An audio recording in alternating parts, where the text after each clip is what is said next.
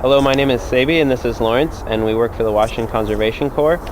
Today we'll be talking to you about best management practices for removing invasive species, including ivy, doing a survival ring as well as an ivy roll, and removing invasive trees and removing blackberry, as well as composting on site. All right, we're going to start off with composting on site. And the reason why we do this is because composting on site is a way to make less invasive plant regrowth.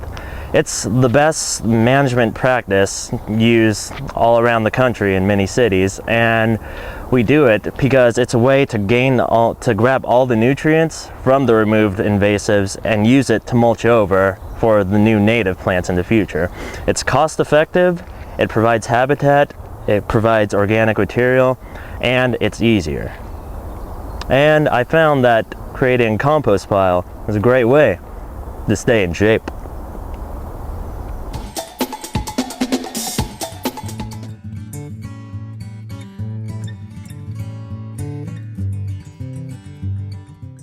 We're going to start our compost pile by making our first pallet with the largest logs we have.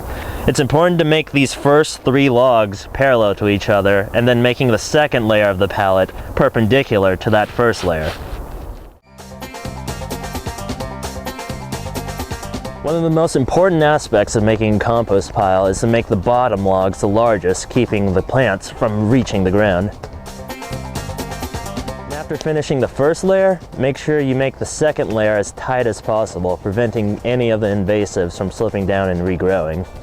The materials used for this compost pile is found all around the site. Depending on the site, it may be difficult to find enough logs to provide an efficient and effective compost pile.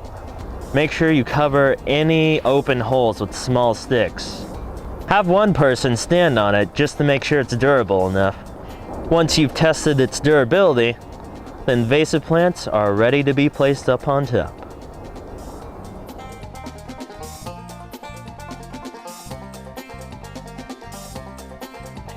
Now we have our completed compost pile right here. A few things to remember: don't make it any higher than breast height is a good general rule. And there are also some plants that shouldn't be on compost piles, including Japanese knotweed and archangel. And if you'd like a full list of all the plants that would not be appropriate for a compost pile, check out King County's Noxious Weed website.